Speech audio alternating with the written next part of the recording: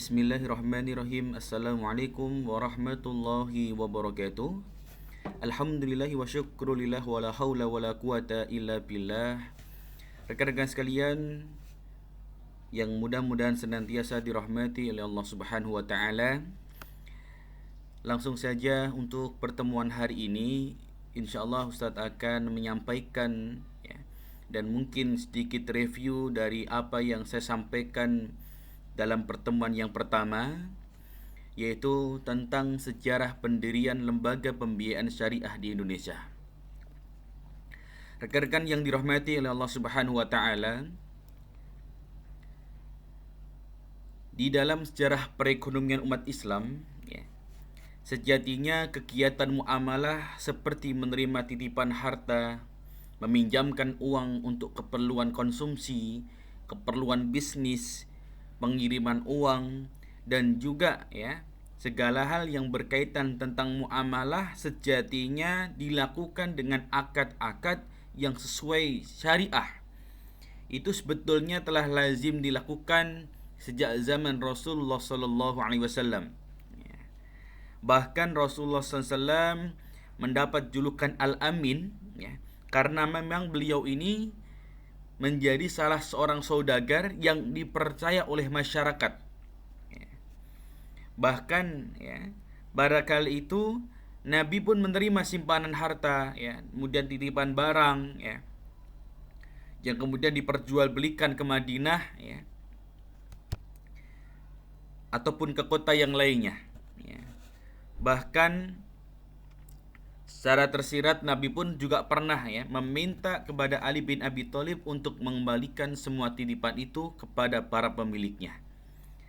Jadi memang kalau bicara tentang sejarah, hakikatnya Rasulullah SAW telah mencontohkan muamalah yang mungkin dulunya belum ada penamaan secara tersirat, tapi hari ini kemudian akad-akad itu berkembang menjadi beberapa produk perbankan atau lembaga pembiayaan syariah. Berikutnya, kemudian juga dikisahkan ada seorang sahabat Rasulullah SAW yang bernama Zubair bin Awam, yang mana dia termasuk yang tidak mau menerima titipan harta, tapi ia lebih suka menerimanya dalam bentuk pinjaman. Dalam tanda kutip, yang pertama, dengan mengambil uang itu sebagai pinjaman, ia memiliki hak untuk memanfaatkannya. Yang kedua, karena bentuknya pinjaman, ia berkewajiban untuk mengembalikannya secara utuh.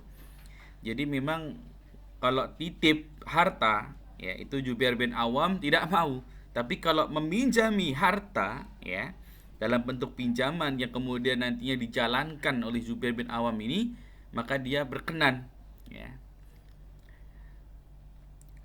Atau juga pada zaman Rasulullah SAW pun juga sudah ada penggunaan cek, penggunaan cek karena memang meningkatnya perdagangan antara negara Syam dan juga Yaman.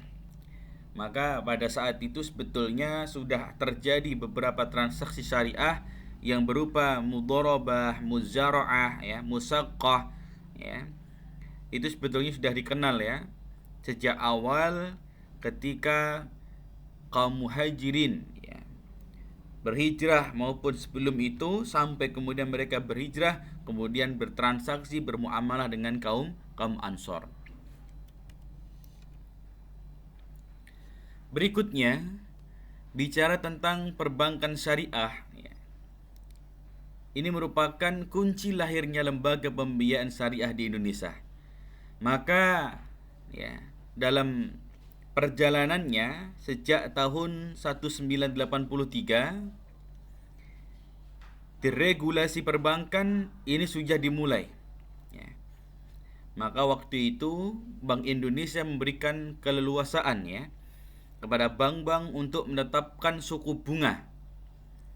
Tentu dalam hal ini pemerintah berharap dengan kebijakan deregulasi perbankan maka akan tercipta kondisi dunia perbankan yang lebih efisien dan kuat dalam menopang perekonomian. Maka pada tahun 1983 pemerintah Indonesia pernah berencana menerapkan sistem bagi hasil dalam perkreditan yang merupakan konsep dari perbankan syariah. Jadi sebetulnya sejak tahun 183 itu bank-bank konvensional itu sudah menerapkan beberapa konsep sebagaimana yang ada di dalam perbankan syariah, tapi meskipun tidak secara sharih ya, tidak secara tegas adanya sistem bagi hasil. Ya, kalau mungkin dalam konsep perbankan syariah ada murabahah, ya kan? Ada musyarakah, ada mudharabah, ya. Lah yang lucunya memang ya, dia mengambil konsep dalam perbankan syariah yang kemudian disesuaikan dengan bank konvensional. Akhirnya yang jadi apa? Setengah-setengah gitu ya. Jadi bagi hasilnya tetap, tapi juga ribanya jalan. Lah inilah yang kemudian menjadi masalah nantinya. Ya. Bahkan juga pada tahun 1988 ya, pemerintah juga mengeluarkan paket kebijakan deregulasi ya, perbankan ya, yang membuka kesempatan seluas-luasnya kepada bisnis perbankan. Ya. Tentu dalam hal ini ya, tentang liberalisasi ya sistem perbankan kita. Meskipun ya pada kenyataannya lebih banyak bank konvensional yang berdiri, beberapa usaha perbankan yang bersifat daerah yang berasaskan syariah juga mulai bermunculan. Jadi memang pada 1988 inilah yang kemudian ya memang banyak bermunculan bank-bank konvensional, tapi ternyata juga pada tahun itu bermunculan juga bank-bank yang berasaskan syariah. Ya mungkin beberapa di antaranya mungkin ya, ini beberapa yang menjadi catatan dalam perjalanan perbankan syariah kita. Misalkan contoh pada tahun 1980 ya, sebetulnya sudah diwacanakan adanya bank Islam ya, adanya bank Islam. Maka waktu itu sebagai uji coba ya, gagasan perbankan Islam itu dipraktekkan dalam skala yang relatif terbatas ya. Di antaranya di Bandung ada Bait Atamwil ya, yang dimiliki oleh ITB ya, Institut Teknologi Bandung ya. Kemudian juga pada tahun 1990 ya, MUI pun juga membentuk kelompok kerja ya, mendirikan Bank Islam di Indonesia. Tapi memang ya, kalau kita melihat ya, prototipe atau mungkin perencanaan yang waktu itu digagas oleh para tokoh MUI kita, Majelis Ulama Indonesia kita ya, itu salah satunya adalah pada tahun itu muncul ya sebuah tim ya perbankan yang berasaskan syariah ya, yang pertama didirikan ya, yaitu PT Bank Muamalat Indonesia atau BMI. Yang tentu ya, kalau kita melihat dalam perjalanannya Bank Muamalat itu ternyata kalau hari ini kita bicara ranah nasional, ini memang agak tertinggal dengan bank-bank konvensional yang dia membuka ya bagian membuka diri dengan mungkin cabang ya untuk bank syariahnya ya. Tapi tentu kita harus bersyukur ya, karena kalau tidak diawali tahun 1991 ya oleh tokoh-tokoh yang ada di MUI kita ya, Majelis Ulama Indonesia kita, itu mungkin juga susah ya kemudian muncul bank syariah di Indonesia. Meskipun ya pada perkembangannya bank muamalat ini juga tidak banyak nasabahnya gitu. Maka kalau kita bicara secara nasional, itu bank muamalat harusnya bisa mengungguli bank lainnya, karena memang menjadi prototipe awal ya berdirinya bank syariah di Indonesia. Dan hari ini tentu ya adanya Bank BRI Syariah, BNI Syariah itu kan sebetulnya mengikut saja ya. Makanya ketika dulu ada pertemuan dengan beberapa pengurus ya MUI pusat, termasuk waktu itu hadir Ustadz Kiai Haji Ma'ruf Amin ya. Kemudian memunculkan produk bank wakaf ya, dengan tujuan memang ya, adanya bank wakaf itu menjadi prototipe berdirinya bank-bank ya yang berasaskan syariah di beberapa kota yang ada di Indonesia, yang bekerja sama waktu itu dengan OJK ya. Berikutnya ya, kemudian pada tahun ya, setelah munculnya deregulasi ya, tahun 1988 ya, kemudian itu muncul lagi tahun 2009 ya, tentang peraturan presiden ya, yaitu adanya aturan yang mengatur lembaga pembiayaan adalah badan usaha yang melakukan kegiatan pembiayaan dalam bentuk penyediaan dana atau barang modal. Dan ketika memang setelah muncul ya aturan presiden ini, kemudian banyak lembaga-lembaga keuangan syariah yang kemudian memunculkan beberapa produk-produknya atau produk perbankannya dalam rangka memang ya menyesuaikan dengan kebutuhan-kebutuhan yang ada di masyarakat kita. Maka sebetulnya kalau kita cermati ya, berkembang pesatnya bisnis syariah di Indonesia turut ya mempengaruhi bisnis lembaga pembiayaan untuk beroperasi berdasarkan prinsip syariah. Jelas saya kira ini.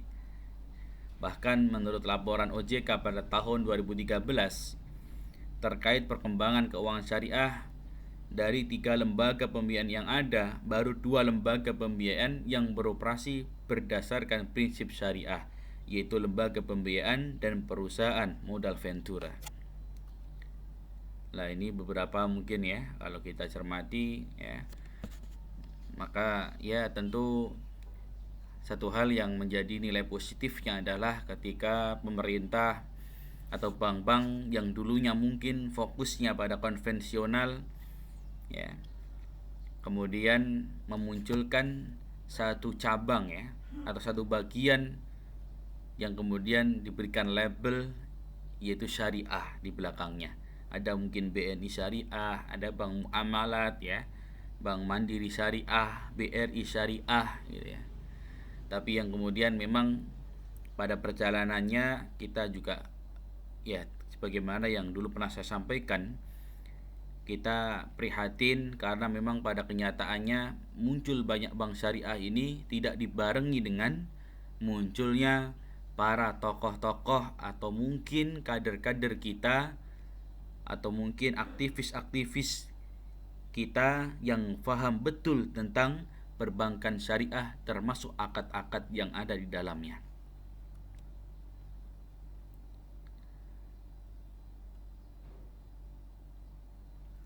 Kemudian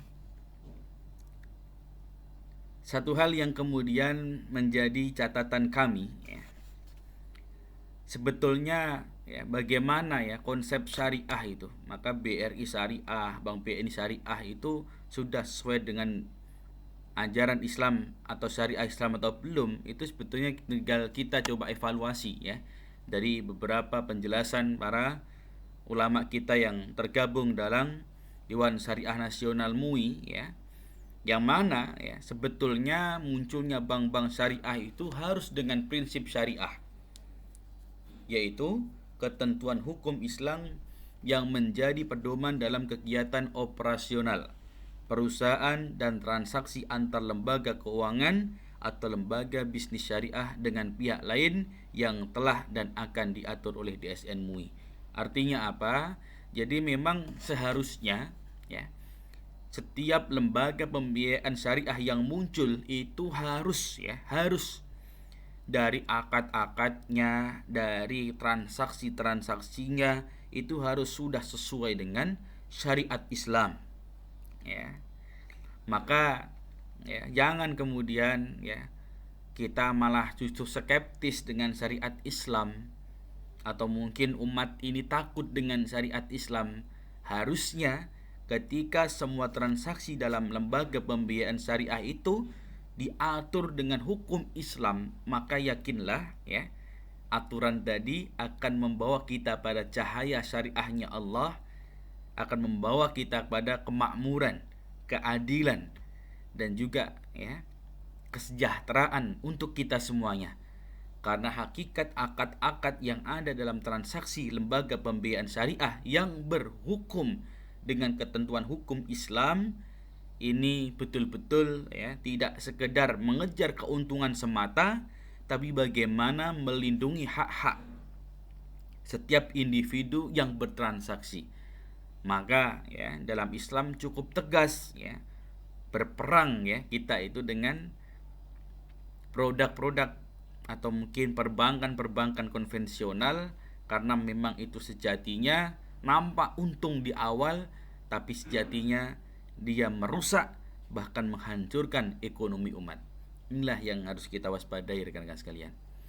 Maka ketika kita mengkaji lebih dalam ya prinsip syariah tersebut ya, yang kemudian oleh Dewan Syariah Nasional ya, Majelis Ulama Indonesia atau disingkat dengan DSN MUI ya, dalam bentuk fatwa ya, dalam bentuk fatwa ini sebagai guideline ya, rule of syariah. Jadi memang alhamdulillahnya kita ada Dewan Syariah Nasional MUI yang betul-betul kemudian memunculkan fatwa ya akan produk perbankan syariah yang bisa diterapkan di Indonesia. Maka dalam analisa saya ada beberapa hal yang memang ya menjadi komoditas ya, produk dari perbankan lembaga keuangan syariah kita ya. Ada sewa guna usaha, nanti bentuknya dalam bentuk ijarah ya. Kemudian ada ijarah muntahiyah bitamlik ya.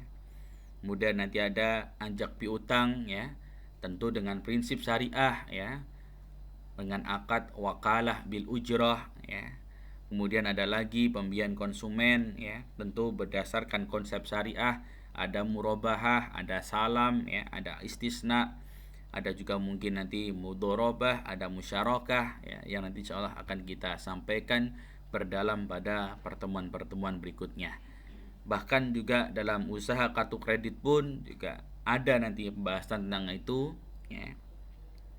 Yang jelas segala kegiatan pembiayaan dalam lembaga ya, pembiayaan syariah itu harus sesuai dengan prinsip syariah itu sendiri. Saya kira ini rekan-rekan sekalian yang kami garis bawahi adalah euforia ya berdirinya bank syariah kalau tidak dibarengi oleh ya pribadi-pribadi yang siap mengawal ya akad-akad prinsip-prinsip syariah, maka itu hanya sekedar nama saja. Maka yang mudah-mudahan kita berharap ya ke depan itu yang mengisi pos-pos itu adalah antum sekalian yang faham tentang syariah, yang harapan kita bank-bank atau lembaga pembiayaan syariah itu sudah betul-betul sesuai dengan syariah Allah Subhanahu wa taala. Ini yang bisa Ustaz sampaikan dalam pertemuan yang kedua ini. Jazakumullahu khairal jaza. Assalamualaikum warahmatullahi wabarakatuh.